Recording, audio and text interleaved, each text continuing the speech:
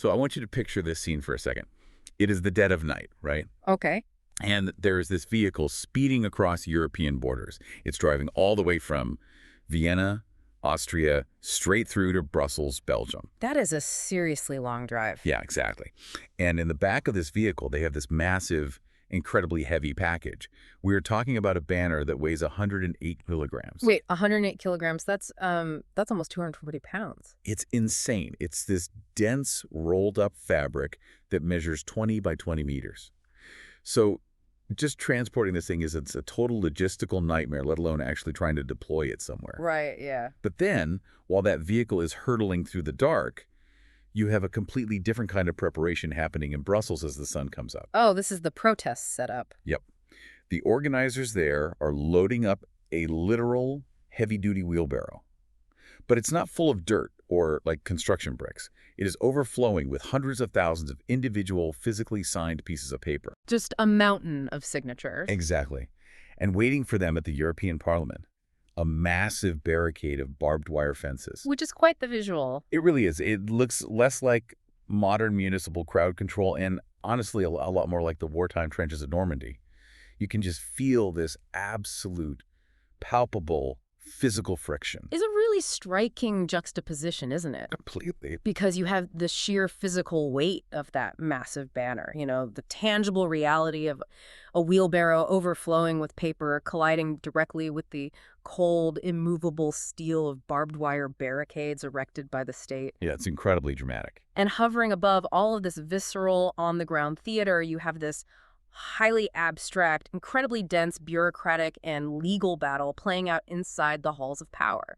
It's basically the perfect visual metaphor for the clash we are unpacking today. That friction is exactly what we are focusing on for today's deep dive. We're looking at a highly charged, rapidly unfolding political battle right in the heart of Europe. And we have some really fascinating source material for this one. We do. We are using a totally unvarnished live stream transcript featuring Martin and Eva. They are the primary organizers of a campaign called the Save Europe Act. Right. In this live stream, we get to listen in on their post-mortem discussion about their recent, very intense clash with the European Commission. It's a very candid look behind the scenes. It is. But before we unpack this, it is crucial to note that our source material contains politically charged viewpoints regarding immigration, national identity, and European politics. Yes, very important to mention. We are not taking sides, nor are we endorsing the viewpoints presented by the organizers or the European Union. Our mission today is strictly to act as impartial guides, breaking down the arguments, the legal maneuvers, and the strategies contained in the source material so you can understand exactly what is happening in this political standoff. That is such a vital context for us to establish right at the top, because we are essentially looking under the hood of modern political warfare here. We're examining how a grassroots movement is attempting to navigate and in many ways actively subvert the established institutional and legal architecture of the European Union. So to get our bearings, let's map out the playing field a bit. The Save Europe Act is using a specific legal mechanism called a European Citizens Initiative, or an ECI. Right, which is a big deal. Yeah, and the stated core goal of this specific initiative is to enact a temporary moratorium on non-Western immigration into Europe. And the momentum they gathered right out of the gate is just staggering. It really is. They rapidly collected over 600,000 signatures. But here is the massive plot twist. The roadblock. Exactly. Before this initiative could even really get off the ground and enter the official democratic machinery of the EU, the European Commission stepped in and outright rejected its registration. They just shut it down before it officially started. Which is exactly what elevates this from just a standard political petition into a fascinating constitutional crisis. Yeah, totally. I mean, we are not talking about a petition that went through the entire year-long process and just failed to get enough signatures, or one that was debated in Parliament and voted down. Right, they didn't even get that far. No, we are looking at a situation where the governing body, the European Commission, used its gatekeeping function to halt the process at the preliminary registration phase. So it's a preemptive strike, basically. Exactly. And this preemptive block sets up what the organizers are hoping will become a landmark lawsuit for the foundational soul of Europe. I really want to understand how a stack of papers in a wheelbarrow turns into a potential constitutional crisis. It's quite the escalation. It is. And to grasp the weight of this legal rejection, I feel like we first have to fully understand the physical reality of what happened on July 15th. That was the big rally. Right. This was the first major, real-life, boots-on-the-ground event for the Save Europe Act. They decided to hold a massive demonstration in Brussels, specifically in the square right in front of the European Parliament. Place de Luxembourg. Yes. And for anyone who hasn't been there, that square and the surrounding areas are incredibly symbolic. You can practically see the reflection of the crowd in the glass arches of the Parliament building. It is the absolute epicenter of European political power. Oh, demonstrating in that specific square is a powerful statement all on its own. Yeah, it's not subtle. Not at all. It's designed to be provocative. You are bringing your grievances literally to the front door of the lawmakers. But what's genuinely compelling about their July 15th rally is the intense, down-to-the-wire legal drama that happened before it even started. Oh, the mayor's ban. Yes. In a free democratic society, the right to protest, especially in a designated public square near a parliament, is usually a fundamental given. Right. But for Martin, Eva, and their organization, getting access to that square was a vicious fight from the very beginning. The mayor of Brussels actually banned the demonstration outright, citing security and public order concerns. Which immediately spikes the tension, right? Because mayors banning protests outright is a huge escalation. It really is. So the organizers suddenly had to scramble. According to the live stream, they brought in a team of what they called NSV lawyers to fight this ban in a speedy trial. And just for context, NSV stands for the Nationalistische Studentenvereniging. Right, which is a right-wing Flemish nationalist student union in Belgium, and they apparently have a lot of legal connections. They do. So they bring in these specialized local lawyers, they take the mayor to court in an emergency injunction, and they win. The judge actually rules they have the legal right to hold their event. But as they described it on the stream, the drama didn't stop with that court victory at all. Not even close. Yeah. You have to visualize the scene they paint. They're sitting at a cafe right on the edge of the square in Brussels. Just waiting to go on. Yeah. And they have volunteers who have driven overnight from Slovakia, from the Czech Republic, from all over the continent. They have professional film crews setting up. And a massive police presence, right. Oh, huge. A heavily armored police presence forming cordons, and naturally, counter-protests from groups like Antifa are actively forming and getting really loud. Right. The tension is just building. Exactly. And the organizers are just sipping their coffees, thinking they are in the clear, because they hold a piece of paper from a judge saying the mayor's ban was overturned. But then, literally 5 minutes before Martin and Eva are scheduled to take the stage and address this massive crowd, a politician named Philip de Winter walks up to them. And he just drops a tactical nuke on their plans. He really does. He tells them, quote, "You know we could be arrested at any moment now, right?" Which is wild. And so those unfamiliar, Philip de Winter is a very prominent veteran figure in Vlaams Belang. Yeah, a major right-wing populist political party in Belgium. Right. He knows exactly how the Brussels political machine works. So when a guy like that walks up and says, "You're about to be in handcuffs," you listen. The stress in that moment must have been just suffocating. I can't even imagine. You've got over 500,000 signatures sitting in a wheelbarrow, a restless crowd, hostile counter-protesters, and you're suddenly told that the mayor has quietly appealed the initial court's decision to a higher judge at the absolute last second. It creates a highly precarious, almost cinematic situation, doesn't it? Totally.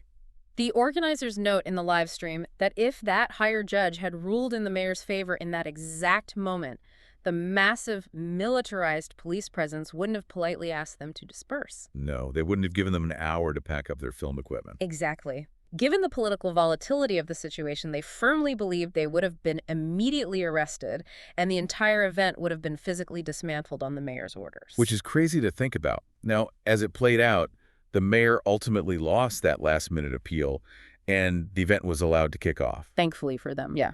But that extreme, down-to-the-wire legal brinkmanship perfectly sets the tone for how relentlessly combative this entire political and legal process is going to be moving forward. Absolutely. And once they actually got onto the stage, the visual theater they created was incredible. They really knew what they were doing with the optics. Oh, they were highly aware of the optics. They started leading the crowd in these booming chants of, "Send them back." But the detail that really caught my ear was their claim that this specific chant actually originated from politicians inside the Parliament building during prior debates. Right, they were mirroring it. Exactly. So Martin and Eva are outside the glass walls, armed with microphones and a massive crowd explicitly echoing the controversial words of the politicians inside.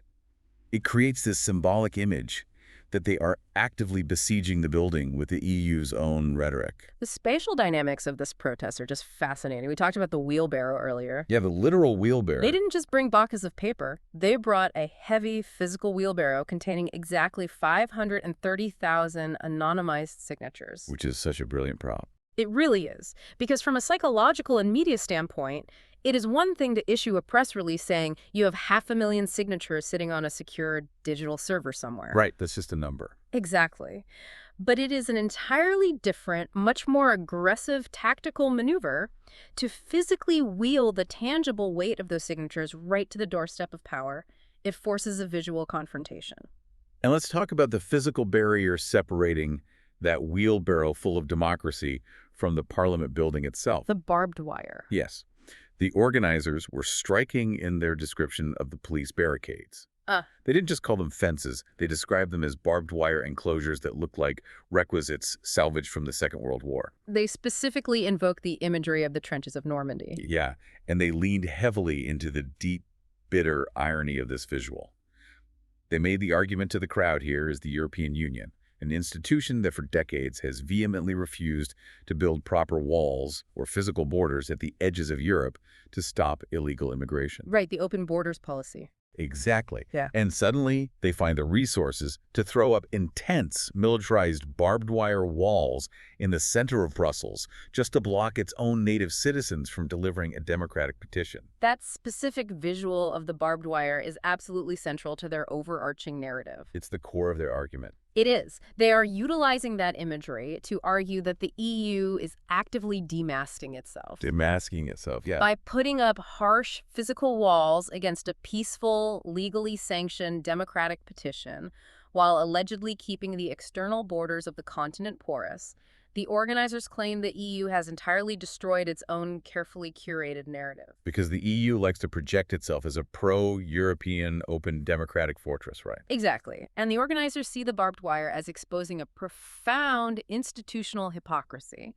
They are visually proving to their followers that the EU views its own citizens as a greater threat than external pressures. And when you look at the raw data, you can start to piece together exactly why the EU institutional machinery might have been so on edge about this specific group. The numbers are undeniable. Right, so let's dig into the actual mechanics of this European Citizens Initiative. Because it's not just like a change.org petition where you just click a button. No, the legal requirements are intense. Very. To be legally successful and force the European Commission to formally respond, an ECI needs to hit a threshold of 1 million validated signatures within a strict 1-year time span. And that's not all. They also have to hit minimum thresholds in at least 7 different member states. Right.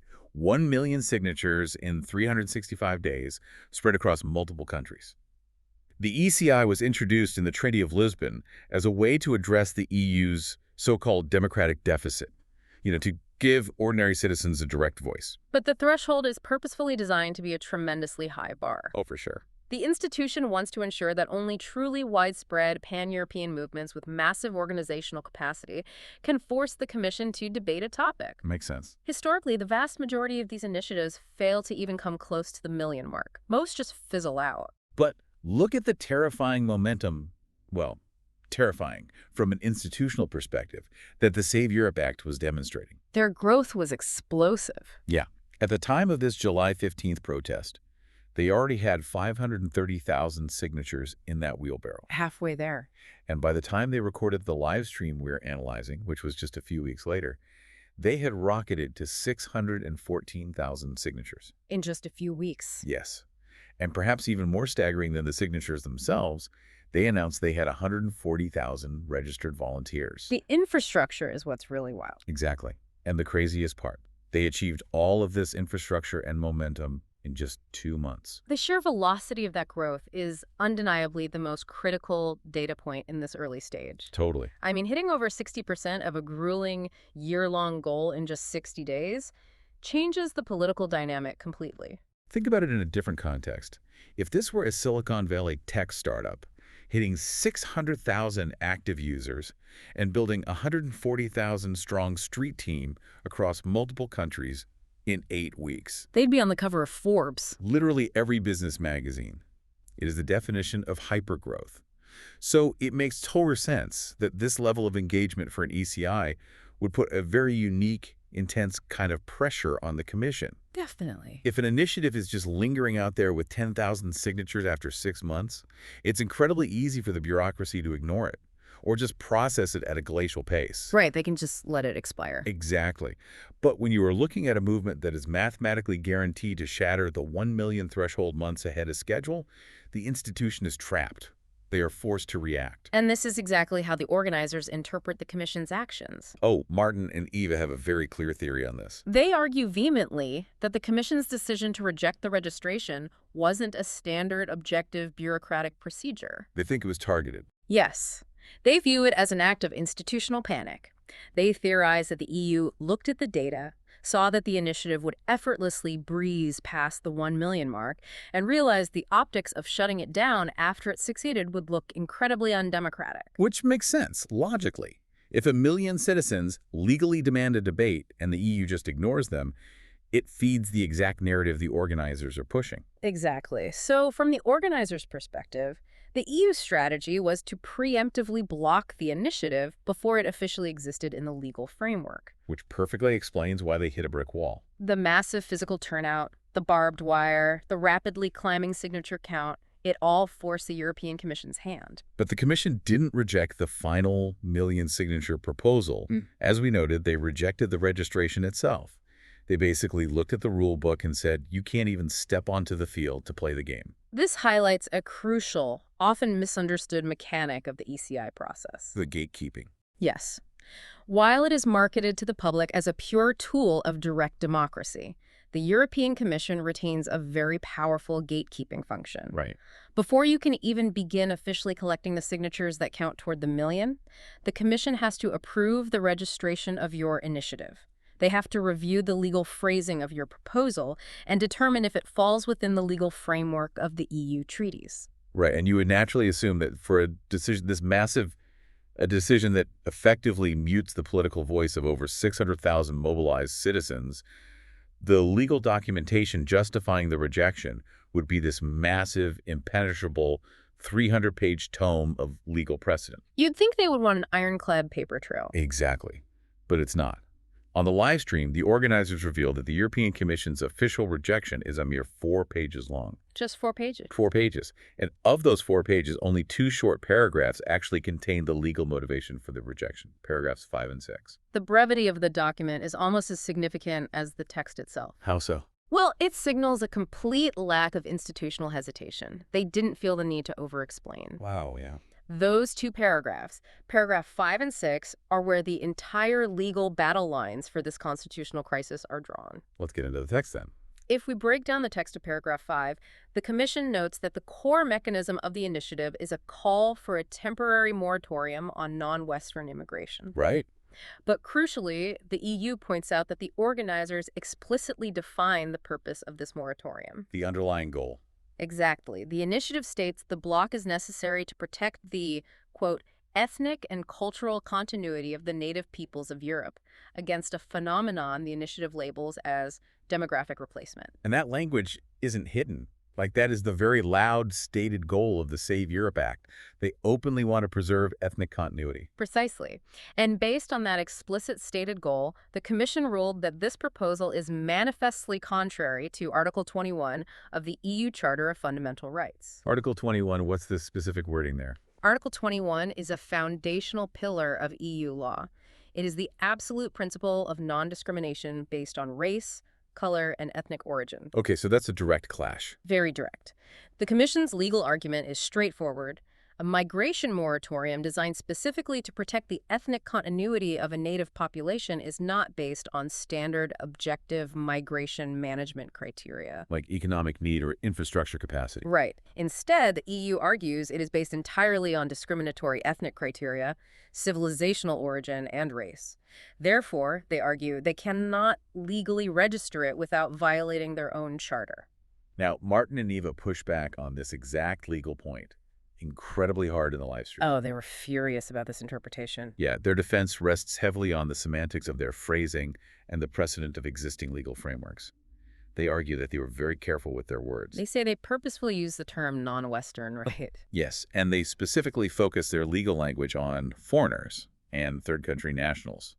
They claim they did this explicitly to avoid discriminating against minority populations who are already legal citizens living inside the European Union. Ah, so they attempt to draw a very sharp, impenetrable legal line between internal EU citizens who enjoy protections of the Charter and external migration. Exactly. They argue from a standpoint of classical state sovereignty.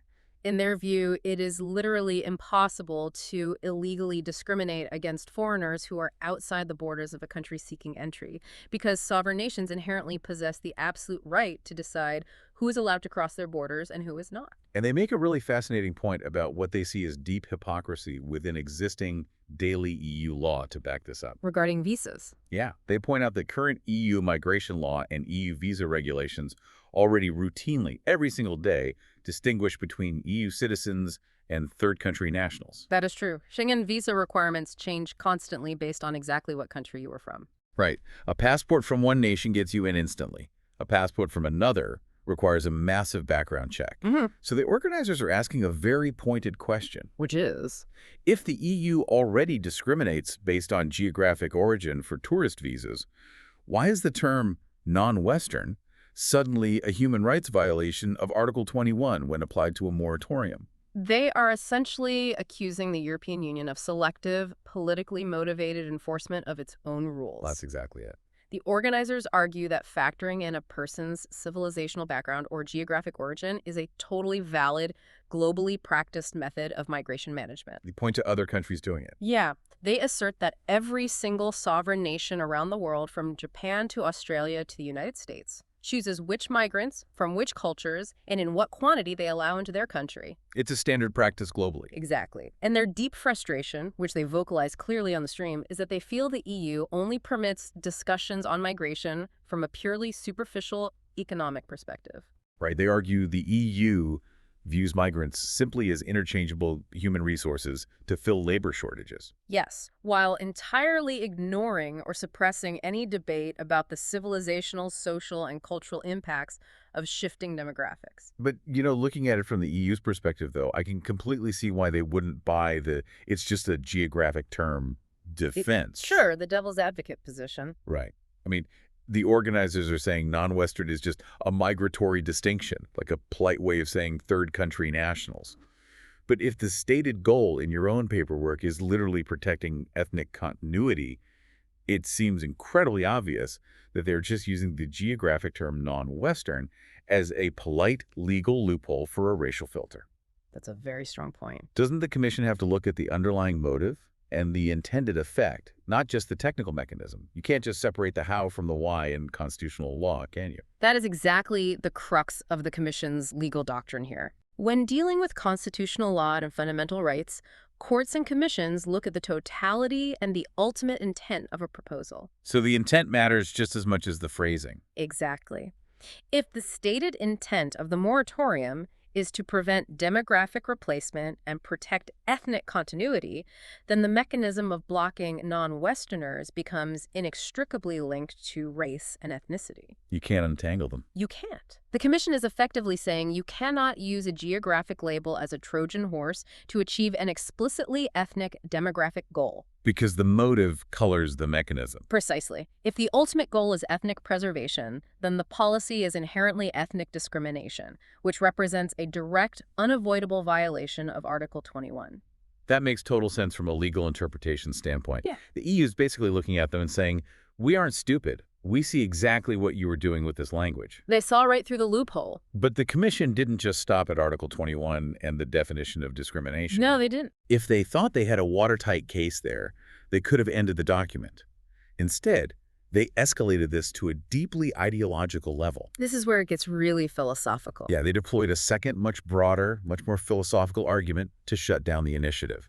And this introduces a massive clash over the very definition of what makes a European nation. This is where the legal text transitions from standard bureaucratic rule-checking into deep constitutional philosophy. Moving from paragraph 5 and 6. Exactly. We move into the ideology of paragraph 7 of the rejection document. Now, the organizers, Martin and Eva, are clearly well-versed in EU law. They did their homework. They did. They anticipated the discrimination pushback, so they deliberately anchored their entire initiative in Article 42 of the Treaty on European Union. Article 42. Let's unpack that. What exactly does that specific article guarantee? Article 42 is a very important clause that obliges the European Union, as an overarching institution, to respect and protect the national identities of its individual member states. Okay, so protecting what makes a country unique. Right. And the organizers built their entire legal argument on this specific foundation. They claimed that you cannot logically fulfill Article 42, you cannot protect the true national identity of a member state if the native historical population of that state eventually becomes a minority through mass immigration. So in their political philosophy, a nation's identity is intrinsically and permanently tied to its ethnocultural continuity. Yes. So they are laying a trap. They are saying, hey, EU, you signed a treaty saying you have an obligation to protect the national identity of the Netherlands or Italy or France. Yeah. And we are arguing that protecting that identity means, by definition, protecting the historical ethnic makeup of those countries. Exactly. It's a clever use of the EU's own foundational texts. It is. But the European Commission countered this trap by invoking an even more foundational text, Article 2. What's Article 2?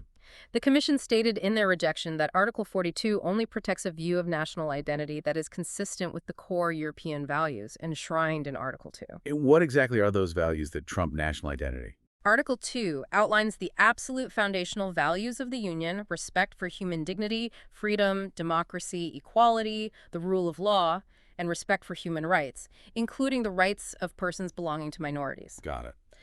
So the Commission's philosophical counterargument is essentially, yes, we protect national identity, but your specific definition of national identity, which relies on ethnic exclusivity and demographic preservation, fundamentally violates our foundational values of equality and non-discrimination. So they're saying the organizers' version of national identity is legally invalid. Yes, and therefore it is not protected by the treaty. Wow. That is a massive ideological statement by the Commission. And the organizers vehemently, furiously reject this entire premise on the live stream. They absolutely hate that interpretation. Oh, yeah. They argue that European values is just a vague, highly weaponized umbrella term. They actually use a very specific internet vernacular phrase to describe it. They call the EU's framework a global homo ideology. Which needs some context. Right, because to unpack that term for a second, because it sounds bizarre out of context, they aren't talking about sexuality. No, not at all. In the vernacular of the New Right, global homo refers to a homogenized, globalized, hyper-consumerist monoculture. Like a global homogenization. Exactly. They are claiming that the EU uses these vague, feel-good terms like solidarity and equality as a smokescreen to bulldoze over actual deeply rooted historical national identities. The organizers are articulating a very profound existential fear that resonates with their base. Yeah. They argue that this EU framework of values strips the soul out of a country. It reduces ancient historic nations like the Netherlands or Italy, with thousands of years of distinct history, to mere economic zones. Just cogs in a machine. Right. In this globalist view, what makes Italy Italy isn't an unbroken line of history, shared culture, and native people. Instead, Italy just becomes a geographic area with slightly different language and slightly different food, existing solely to process and manage interchangeable human resources from around the world. It's a very bleak view of the EU's goals. It is. They believe the EU's interpretation of values isn't just benign. They believe it actively, purposefully destroys distinct ethnocultural continuity. And to back up their argument that the EU is actively hostile to traditional national identity, the Commission didn't just cite vague articles and treaties in their rejection letter. No, they brought in precedent. They cited a very specific, highly controversial court precedent. All right. In this tiny 4-page rejection, the Commission explicitly cited a case known as Commission v. Hungary. And that specific citation raised a massive, glaring red flag for the organizers. Why is that case so important? Well, Commission v. Hungary is not just any obscure case law. It was a highly publicized, incredibly vitriolic 2021 case where the European Union essentially used its infringement procedures to sue the sovereign nation of Hungary. Sue an entire country. Yes. The context of the case is critical. Hungary's parliament had passed a national law designed to restrict and prevent graphic sexual content, specifically transgender and LGBTQ-related educational material, from being included in school curriculums and public television broadcasts during hours when children might be watching. And in the Western media, it was widely and loudly dubbed the anti-gay law. Yes, exactly. And the EU took the entire sovereign country of Hungary to the European Court of Justice over this law. They did. And during that intense legal battle, the Hungarian government deployed the exact same defense the organizers were trying to use. They invoked national identity. Oh, I see the connection now. Hungary argued that it was part of their distinct national identity, their traditional Christian heritage, and their sovereign right to protect their children in this specific cultural manner, regardless of what Brussels thought. And what did the EU say to that? The European Union categorically rejected that defense. The EU argued, and the courts agreed, that Hungary's law violated the fundamental European values of equality and non-discrimination found in Article 2. So a member state cannot use national identity to bypass fundamental rights. Correct. So think about the gravity of what the EU is doing here. They are taking this massive, politically explosive court case where they literally sued a sovereign national government over LGBTQ education and child protection, and they are deploying that exact same heavy-handed precedent to crush a grassroots citizen petition about immigration. It's a massive escalation in rhetoric. It is. The organizers, Martin and Eva, make it very clear on the stream that they feel citing this specific case is not a coincidence. They view it as a deliberate, purposeful insult. They felt personally attacked. Yeah, they feel the EU bureaucracy is rubbing it in their faces, intentionally comparing their grassroots citizen movement to the controversial right-wing government of Viktor Orban. And the legal contexts are entirely fundamentally different, which is exactly why the organizers find the citations so insulting and revealing. How so? Well, on one hand, you have a sovereign, democratically elected national government passing a binding, enforceable national law that affects millions of people. Right, that's Hungary. Exactly. On the other hand, you have a group of private citizens utilizing a democratic tool simply trying to register a petition so a topic can be debated. Just asking for a conversation, basically. Right. To apply the exact same devastating legal precedent to both scenarios feels to the organizers like a massive political flex by the bureaucracy rather than a sound, proportionate legal argument. There's like a massive corporate HR department coming down on a tiny local branch. That's a good analogy. Right. Imagine corporate HR telling a regional office, look, we love diversity. You can totally have your own fun, quirky local culture at your branch, but only if your local culture perfectly aligns, down to the absolute letter, with our global corporate mission statement. And if your local traditions contradict our corporate values, then your culture is deemed invalid and will be erased. That captures the dynamic perfectly. So by dropping the Hungarian precedent into a measly 4-page rejection letter for a petition, does it seem like the Commission is trying to send a deliberate political warning shot? Or is it possible some overworked clerk just copy-pasted a previous Article 2 ruling as standard legal boilerplate? Given the gravity of the initiative and the extreme brevity of the rejection document, it is highly, highly unlikely to be an accident or lazy boilerplate. You think it was intentional? Absolutely. When a legal document is only 4 pages long, every single citation, every single word is doing incredibly heavy lifting. Citing Commission v. Hungary serves a very specific, intimidating strategic purpose. Scare them off. Yes. It immediately frames the Save Europe Act not as a well-meaning democratic inquiry, but as a severe adversarial threat akin to a rogue member state violating human rights. So it is a warning shot across the bow. Completely. It tells the organizers, we have already established the legal machinery and the court precedent to crush this exact type of ideological argument at the nation-state level against a prime minister, and we will not hesitate for a second to use that exact same machinery against a citizen petition. It firmly establishes the boundary of what the EU considers acceptable political discourse. Exactly. But if the EU thought that warning shot was going to scare them off, they completely miscalculated. Oh, they definitely leaned into it instead. Big time. Because Martin and Eva are not intimidated by this precedent. In fact, they view this bureaucratic blockade, this rejection that paints them as enemies of European values, as a massive strategic opportunity. They loved it, in a way. They literally call the rejection document a declaration of war. This is the moment in the live stream where you see their strategy pivot entirely. From defense to offense. Yes. They shift from the mechanics of gathering signatures to engaging in high-stakes, asymmetrical political warfare. They take the EU's rejection and they expertly flip the narrative. How do they do that? Well, the EU stated in black and white that the preservation of ethnocultural continuity is manifestly against EU values. Right. The organizers take that exact phrase, manifestly against, and they run with it. They argue that by officially putting that specific phrasing in writing, the EU has inadvertently demasked itself for the whole world to see. They think the EU showed its true colors. Exactly. They claim this proves, legally and undeniably, that the EU's true underlying basic value is the reckless exception of a destruction of native European cultures. That's a heavy accusation. It is. Their logic is if preserving a native culture is officially against the rules, then the rules must be designed to destroy that culture. It's a very potent, highly effective framing for their base. It gets people fired up. Oh, absolutely. They are telling their hundreds of thousands of supporters, look, we forced them to admit it. We made them say the quiet part out loud. Okay.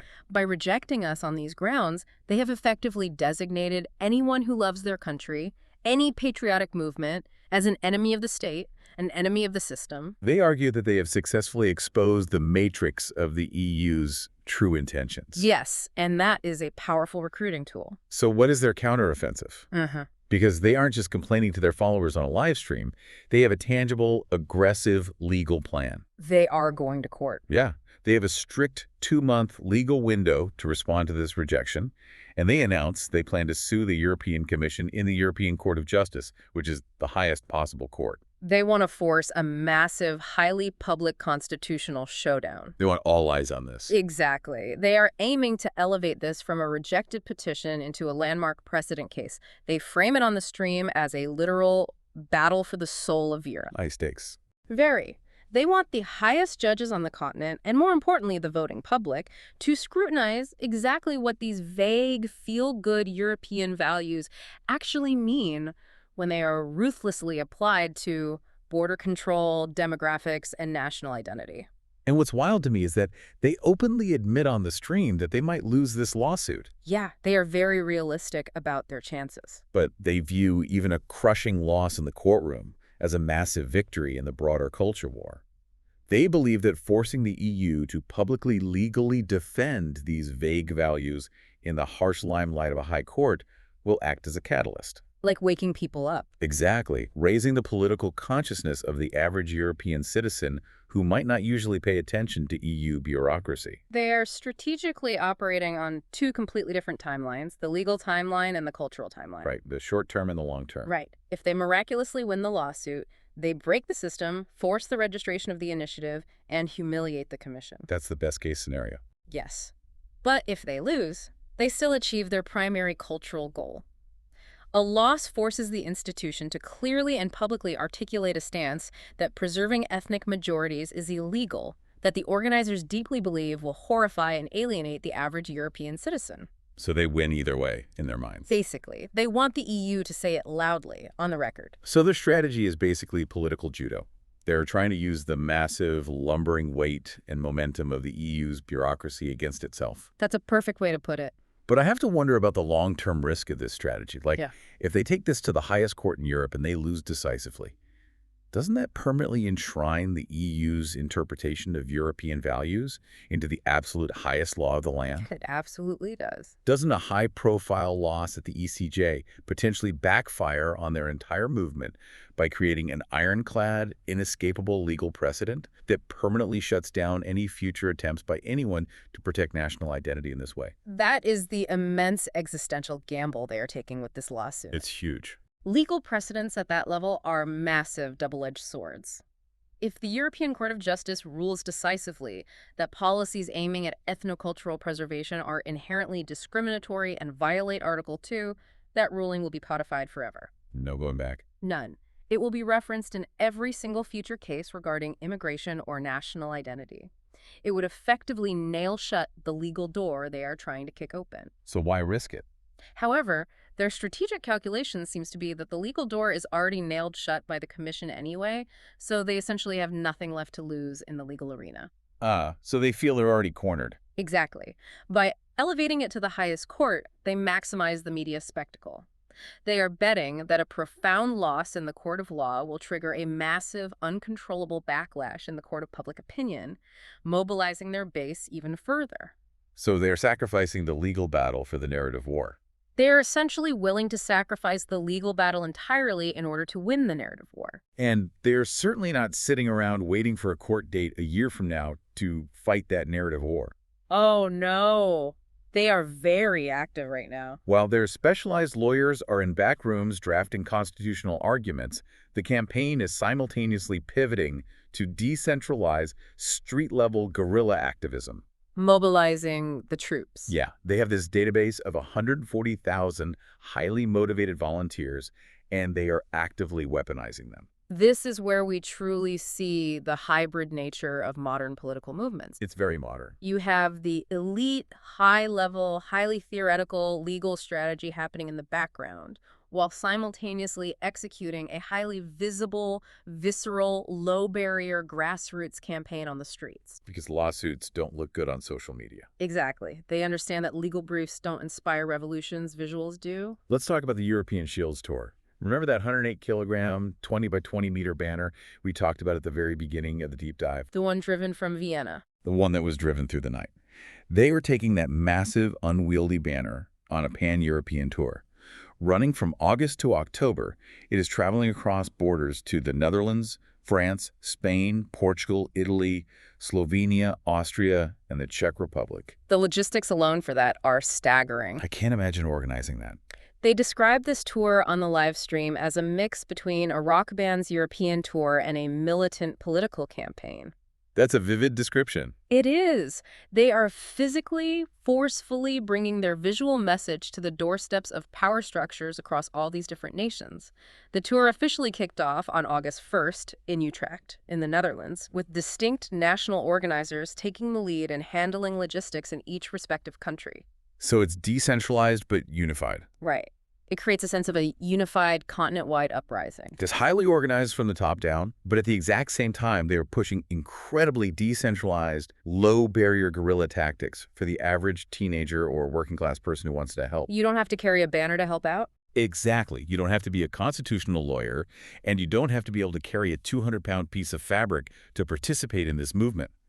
They are telling their followers to just go to their website, download simple leaflets, print posters on their home printers, and most specifically, engage in relentless sticker bombing. The heavy emphasis on sticker bombing is deeply fascinating from a sociological and activist perspective. Why stickers specifically? Eva specifically highlights the sneaky, anonymous nature of it. She points out that you can just be walking down the street to the grocery store or riding your bike to school, and you can casually slap a sticker on a lamppost, and absolutely nobody knows it was you. Low risk, high reward. Exactly. It provides total anonymity, zero legal risk, while creating maximum localized public visibility. It allows for microactivism on a massive scale. And when a viewer in the live stream chat asked, hey, what if people or city workers are removing the stickers? Eva's response was brilliant in its simplicity. What did she say? She said, put another one up, put another one up. It is designed to be a war of attrition. Just outlast them. Yeah, it costs a volunteer 10 cents and 2 seconds to put up a sticker, and it costs a city worker an hour of labor to scrape it off. Their stated goal, and this is incredibly ambitious, is to make their specific Save Europe logo more famous and visually recognizable than the Coca-Cola logo. That is a massive ambition. Huge. They want to instantly, subconsciously link that logo in the public mind to concepts like remigration and resistance against the European Union. It is a masterclass in political branding and semiotics. Bypassing the media entirely. Right. They are actively trying to bypass traditional media, which they know is hostile to them, and institutional gatekeepers by hacking the physical environment of everyday citizens. So you just see it everywhere. Exactly. If you see that specific logo on every single street corner, on every bus stop, on every yield sign, it creates a powerful psychological sense of omnipresence. Like they are everywhere. Yes. It makes the movement feel massive, popular, and inevitable, regardless of what the European Commission says on a 4-page legal document in Brussels.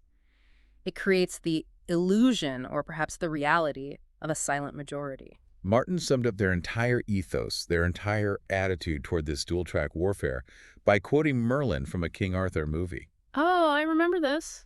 He looked at the camera and said, "To some we are a dream, to others we are a nightmare." Such a dramatic line. It is. They are fully, unabashedly embracing the idea of being a living nightmare for the bureaucratic elites in Brussels.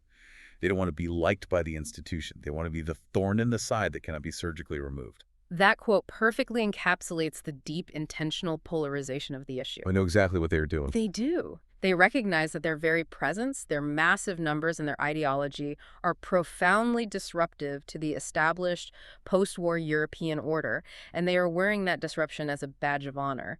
They're leaning into the villain role assigned to them by the EU. It is just fascinating to me how they managed to operate on two completely different, almost contradictory tracks without losing cohesion. It requires a lot of discipline. Right. On one side, you have these high-level, incredibly dense, philosophical, constitutional court battles over the exact legal interpretation of Article 42 versus Article 2. The elite track. And on the exact same day, on the exact same live stream, they are telling teenagers how to print out cheap stickers in their basement and slap them on a yield sign without getting caught. The street track. Yeah. So when you look at the mechanics of social change and historical political movements, do you think one of these tracks actually have a higher success rate in changing public consciousness? Is it the elite court battle that moves the needle, or the guerrilla street tactics? The reality of historical political change is that one track almost never succeeds without the other. They need each other. They are symbiotic. The legal track, the dense constitutional court battle, is absolutely essential for changing the actual physical machinery of state power. It creates the binding rules that police and politicians must follow. But it's boring, right? Yes. Court cases are notoriously slow, they are abstract, and they are largely invisible to the average working person. Reading a legal brief does not inspire passion or build a mass movement. So that's where the stickers come in. Exactly. The guerrilla street tactics, the sticker bombing, the massive banners, the theater of wheelbarrows full of signatures confronting barbed wire. Those actions create the cultural climate. They build the hype. They manufacture the visceral outrage and the momentum necessary to force the institutions to act. The grassroots activism makes the movement undeniable in the streets, which in turn puts immense implicit political pressure on the judges and bureaucrats making the abstract legal decisions in quiet rooms. That makes a lot of sense. So the guerrilla tactics are far more effective at changing public consciousness, but the elite legal battles are required to turn that consciousness into tangible, lasting policy. You have to have both. The organizers of the Save Europe Act are attempting to execute both simultaneously with high precision, which is exactly what makes this campaign so formidable and unpredictable. Wow. Let's take a step back and synthesize everything we've unpacked in this deep dive today. It's been a lot of ground to cover. We started with a staggering, almost cinematic visual, a 108-kilogram banner transported across borders, and a wheelbarrow filled with over 500,000 signatures, physically colliding with the barbed wire barricades of the European Parliament. That image really sticks with you. It does. We've explored how a grassroots initiative with explosive tech startup levels of hypergrowth, gathering 600,000 signatures and 140,000 volunteers in just 2 months, collided head-on with the foundational institutional values of the European Union. We examined the surgical precision of the bureaucracy, too, exploring how the Commission shut down massive momentum with a mere 4-page document. Just 4 pages to stop it all. Exactly. We broke down the intense, highly semantic legal clash over Article 21 and the debate over whether non-Western immigration is a valid geographic distinction or a proxy for illegal ethnic discrimination. The battle of the articles. Right. And we saw how the EU weaponized the Commission v. Hungary precedent to draw a hard, unyielding line on what constitutes acceptable European values, effectively declaring that the organizers' vision of national identity is legally and philosophically invalid. And we saw how Martin and Eva took that rejection, not as a defeat to pack up their bags, but as a declaration of war, initiating a massive, high-stakes legal counteroffensive aimed at the highest courts in Europe. They did not back down. Not at all while simultaneously simultaneously launching a pan-European banner tour and mobilizing an army of anonymous volunteers armed with nothing but download links and stickers trying to outbrand Coca-Cola in the streets. It's a multi-front campaign. It is a complex story of legal loopholes, massive physical props, courtroom showdowns, and the ultimate existential fight over who actually gets to define a nation's identity in the 21st century. Exactly. And regardless of where you fall in the political spectrum regarding immigration, borders, or national identity, this specific case study provides an absolute masterclass in how modern political warfare actually operates. It's like a textbook example. It is. It shows how rapid grassroots momentum can force rigid institutional hands, and how dense, seemingly boring bureaucratic language can be weaponized by both sides to wage a much larger, much more visceral cultural war. And that is exactly why this matters to you, the listener. Yeah. Because whether you were watching a local city council race or a massive geopolitical standoff, these tactics, the legal judo, the guerrilla branding, the clash between direct citizen action and institutional gatekeeping, these are the hidden mechanics that are shaping the future of global politics right in front of our eyes. It is a vivid, real-time demonstration of the immense friction that occurs when massive, mobilized public sentiment meets the rigid, unyielding architecture of established institutions. Which leaves us with one final lingering thought to mull over. Okay. The European Citizens Initiative was designed, fundamentally, as a tool for direct democracy. Right, to give people a voice. It was built specifically to allow everyday people to bypass entrenched politicians and propose laws directly to the system. But if the institution receiving those proposals can preemptively reject them at the registration phase for not aligning with its own ideological values before they even reach the finish line, before a single public debate is had in the parliament, at what point does a tool designed for direct democracy become just an illusion of participation? It's a profound, deeply unsettling question about the true nature of the systems governing us. Let that sink in.